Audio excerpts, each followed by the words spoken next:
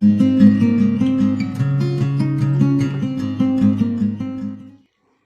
हम इस वीडियो में पररूप संधि को समझेंगे।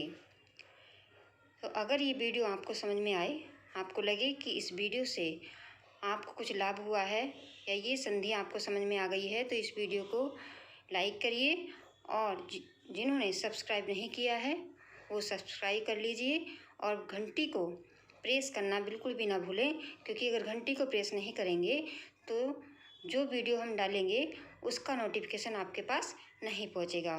तो चलिए शुरू करते हैं। पररूप संधि हम पिछली वीडियो में जान चुके हैं कि संधि दो वर्णों का मिलन होता है।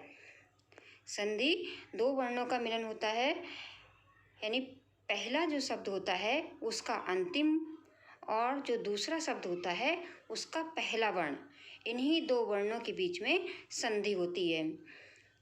तो ये आज हम पररूप संधि को समझ लेते हैं। इसका सूत्र है एंगी पररूपम।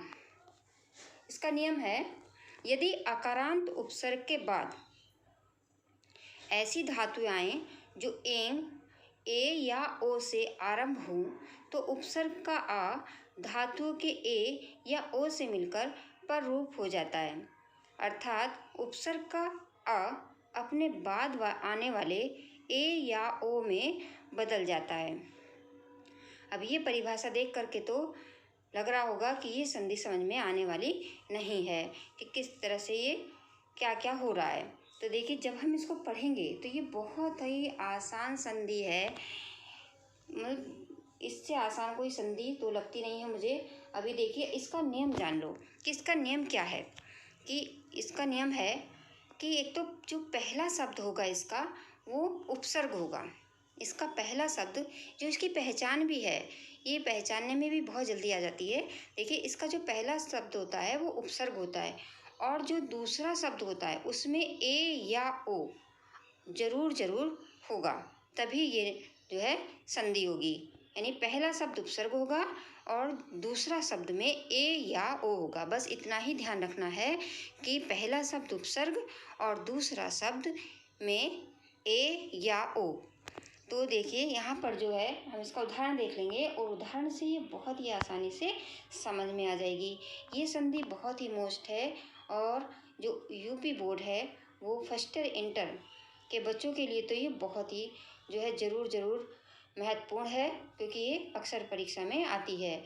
अब जैसे देखिए, पहला शब्द है प्र प्लस एजते।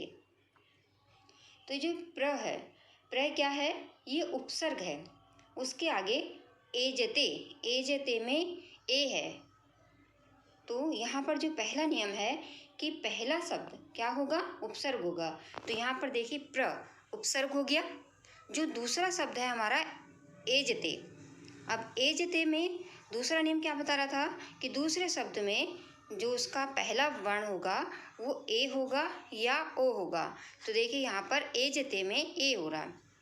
तो इसमें क्या होता है, पररूप संधि में जो दूसरा शब्द होता है उसका जो प्रथम वर्ण होता है वो पहला वाला जो उपसर्ग जो स्वर होता है उसमें मिल जाता है।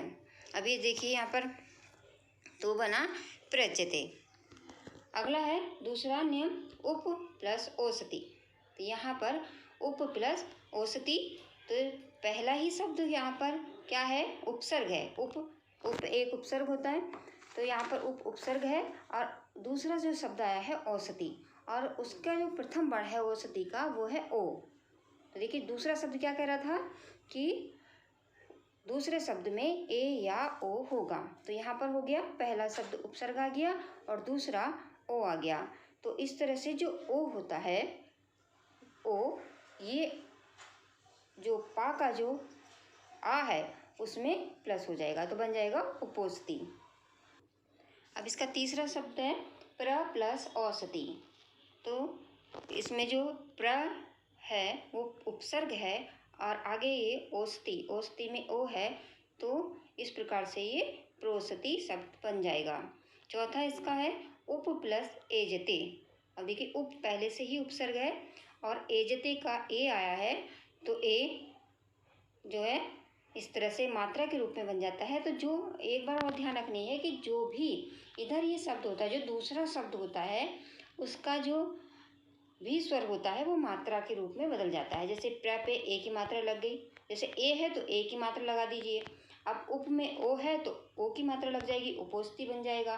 देखिए प्र औसती है तो इसमें भी ओ की मात्रा लगी है, बन गया प्रोसती। अब उप एजते है तो यहाँ पर ए स्वर है तो इसमें ए की मात्रा बन जाएगी। इस तरह से ये बन जाएगा उपेजते। इस प्रकार ये एक और है अब प्लस ए ही, यहाँ पर वाह है और आगे जो अब भी एक उपसर्ग होता है और उसके आगे है एही। एही में ए है तो ये इस प्रकार से ए स्वर मात्रा के रूप में बन जाएगा, तो बन जाएगा अवेही।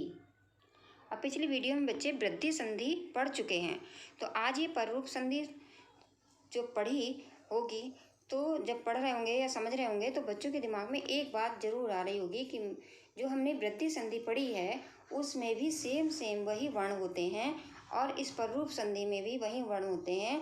लेकिन देखिए वृद्धि संधि में क्या होता है, रत्न प्लस औग। अब यहाँ पर रत्न का ना का आ है, ओग का ओ है, तो बराबर क्या हुआ ओ। अब इधर देखिए प्र प्लस औसती, इधर भी प्रा में आ है और औसती का ओ है। अब यहाँ पर अगर हम देखें तो दोनों ही स्थिति एक जैसी हैं। देखिए रत्न में और ओग का जो है आ प्लस ओ है और यहाँ पर प्र औसती का भी नीचे आ प्लस ओ है।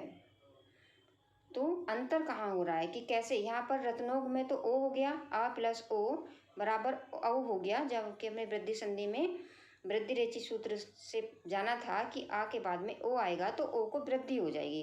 तो भाई यहाँ भी तो प्र में औसती में वही नियम आ रहा है कि आ के बाद ओ आ रहा है, तो फिर यहाँ पर वृद्धि क्यों नहीं हो रही है। तो यहीं पर जो है अंतर समझने का है कि वृद्धि संधि में और पर रूप संधि में क्या अंतर होता है। तभी हमने पढ़ा कि जो पर रूप संधि होती है उसका जो पहला शब्द होता है वो उपसर्ग होना चाहिए और जो वृद्धि संधि है उसमें जो पहला शब्द होता है उसमें पहला शब्द उपसर्ग नहीं होता है। बस दोनों में यही अंतर है। देखिए रत्न कोई उपसर्ग नहीं है लेकिन प्र एक उपसर्ग है, तो इसीलिए जब उपसर्ग के बाद ओ आता है या किसी उपसर्ग के बाद ए आता है तभी जो है वो ओ और ये जो है प्र में मिलता है और बनता है प्रोसती। यहाँ पर आ प्लस ओ आया है, प्र प्लस ओ का आया है आ प्लस ओ, लेकिन प्र उपसर्ग है इसीलिए जो है ये शब्द बना प्रोसती। और इसी तरह से क्योंकि यहाँ रत्न कोई उपसर्ग शब्द नहीं है तो यहाँ पर स्थिति एक जैसी है, लेकिन यहाँ पर वृद्धि रेचि सूत्र से क्या होगा, औ हो जाएगा। तो ये संधि जो होती है ये वृद्धि संधि का अपवाद भी मानी जाती है। अपवाद क्या होता है कि किसी नियम का विरुद्ध, जैसे कोई चीज़ नियम से चल रही होती है लेकिन जब कुछ काम उस नियम के विरुद्ध होता है तो वो अपवाद कहलाता है। तो ये संधि जो है वृद्धि संधि का अपवाद है, यानी एक चीज़ नियम से चल रही है फिर दूसरा नियम आकर के वहाँ पर टकरा जाता है तो वहाँ पर उसे कहते हैं अपवाद। तो ये संधि वृद्धि संधि का अपवाद हुई क्योंकि दोनों स्थिति एक जैसी हैं, लेकिन यहाँ पर जो है प्रोसती बन रहा है और यहाँ पर हो रही है वृद्धि। तो इसका नियम जान ले कि भाई पर रूप संधि का नियम जान लो, फिर कोई कन्फ्यूजन नहीं होगा। प्र उपसर्ग होने के कारण तथा दूसरे शब्द का प्रथम वर्ण ओ होने के कारण यहाँ पर प्रोसती बना। देखिए रत्नोग जो है वो आ प्लस ओ या वृद्धि रेचि सूत्र लग रहा है। वृद्धि रेचि सूत्र कहता है कि आ के बाद में ओ आए तो औ हो जाएगा, इसलिए यहाँ पर रत्नोग बन गया। लेकिन ये जो दूसरा शब्द है प्र औसती, प्र प्लस औसती, तो यहाँ पर भी एक जैसी स्थिति है, लेकिन यहाँ पर कौन सा सूत्र लग रहा है जो अभी हमने पढ़ा कि यहाँ पर पहला जो शब्द है हमारा उपसर्ग है, उसी उपसर्ग होने के कारण जो दूसरे शब्द का प्रथम वर्ण ओ आ भी गया लेकिन फिर भी यहाँ पर प्रोसती शब्द बना। दूसरा इसका नियम है कि पर रूप संधि में प्रथम वर्ण उपसर्ग जरूर आता है, यही इसकी पहचान है। अगर इस संधि को देखना है और पहचानना है तो इसको देख लें कि कौन सा ये जो है उपसर्ग है।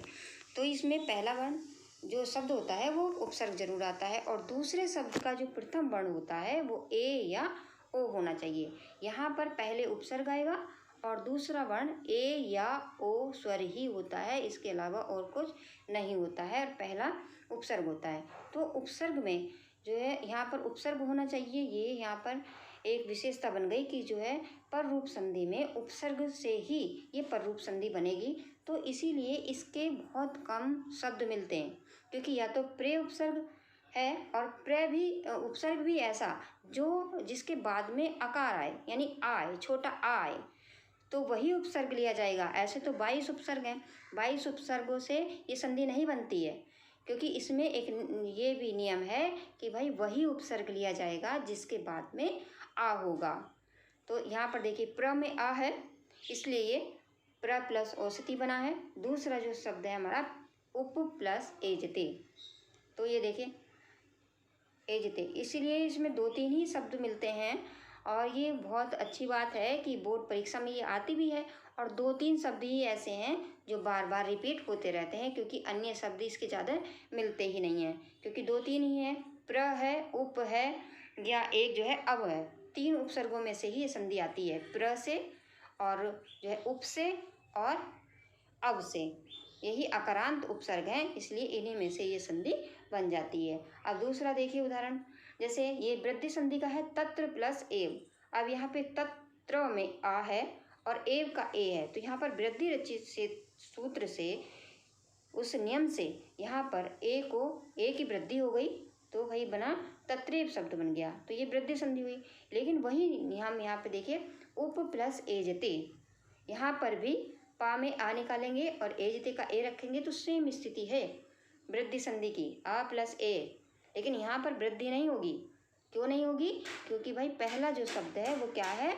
उपसर्ग है, इसलिए जो है संधि यहाँ पर कौन सी होगी? पररूप संधि होगी। और इस तरह से ये पररूप संधि, और समझ ले अच्छी तरह, पररूप संधि में दूसरे जो शब्द का प्रथम वर्ण पहले शब्द के अंतिम वर्ण से मिल जाता है। यानी पररूप संधि में क्या होता है, जो दूसरा शब्द होता है वो पहला, जो उसका दूसरे शब्द का जो पहला वर्ण होता है वो पहले शब्द के अंतिम वर्ण में मिल जाता है। अब ये समझने के लिए अच्छी तरह समझ लो, जैसे यहाँ पर जो एजते शब्द है, देखिए पहला शब्द क्या हुआ? उप, दूसरा शब्द क्या हुआ? एजते।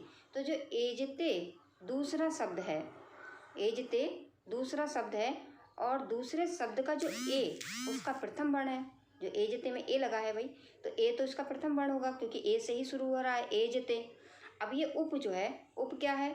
ये प्रथम शब्द है, उप पहले आ रहा है, तो जो पहले आएगा तो वही तो पहला माना जाएगा। उप पहले लिखा है तो उप पहले आ गया, तो उप, और एजते हो गया दूसरा शब्द, तो एजते का पहला वर्ण कौन सा होगा? ए, तो ए उसका प्रथम वर्ण है। उप प्रथम शब्द है और उसका अंतिम वर्ण क्या है? आ। अगर हम उप में से, पा में से आ निकालेंगे, आ स्वर निकालेंगे तो आ होगा, तो आ जो है वो उपसर्ग, उप में से आ क्या होगा उसका? वो पहला अंतिम वर्ण होगा उसका, मतलब जो है अंतिम है, क्योंकि उप, उप पा के बाद ही आ रहा है, तो आ उप का अंतिम वर्ण और ए एजते का प्रथम वर्ण, तो उसका अंतिम वर्ण आ है, तो ए का पररूप होगा। तो जो आ है इसमें क्या होता है कि जो आ होता है वो ए में प्लस हो जाएगा, यही ये पररूप संधि होती है। अब जैसे ये होता है उपेजते, ये पररूप संधि है, उप, इस तरह से ये उपेजते शब्द बनेगा। अब पररूप संधि में एक बात और ध्यान रखने की है, जैसे हमने यहाँ पे बनाया है प्र प्लस एजते, और ए का जो तीर प्र की तरफ लगाया है, तो इसका मतलब है कि ये ए स्वर मात्रा के रूप में दिखाई देगा, जैसे बना प्रेजते। लेकिन जो प्र में जो आ है, ये इसकी एक विशेष बात होती है कि जो प्र के अंदर आ है वो आ ए में मिलता है, ए जाकर प्र में नहीं मिल रहा है, वो तो उसकी मात्रा बन रही है, लेकिन जो प्र में जो आ है वो जाकर के ए में मिल जाता है। देखिए यही इसकी जो है नियम बता रहा है इसका, कि यदि अकारांत उपसर्ग के बाद ऐसी धातुआएं जो एंग ए या ओ से आरंभ हो, तो उपसर्ग का आ, उपसर्ग का आ कौन सा होगा? प्र का आ, धातु के ए या ओ से मिलकर पररूप हो जाता है, यानी ये पररूप हो जाता है। जो पहला वाला प्र का ए है वो ए में जाकर के प्लस होगा, ए में जाकर के प्लस होगा, और वो उसको प्लस होने को, मिलने को ही क्या कहते हैं? पररूप कहते हैं। तो उपसर्ग का आ अपने बाद वाले ए या ओ में बदल जाता है। तो आज इस वीडियो में बस हम इतना ही पढ़ेंगे। आज हमने इसमें पररूप संधि को समझा और बच्चों को कन्फ्यूजन ना हो इसलिए हमने वृद्धि संधि का अंतर भी इसमें जान लिया कि वृद्धि संधि में क्या अंतर है और पररूप संधि में क्या अंतर होता है। तो आज हम इस वीडियो में बस इतना ही पढ़ेंगे। अगर आपको ये वीडियो समझ में आई है तो अपने मित्रों के साथ ज़रूर शेयर करें ताकि इस वीडियो का लाभ सभी बच्चों को प्राप्त हो। धन्यवाद।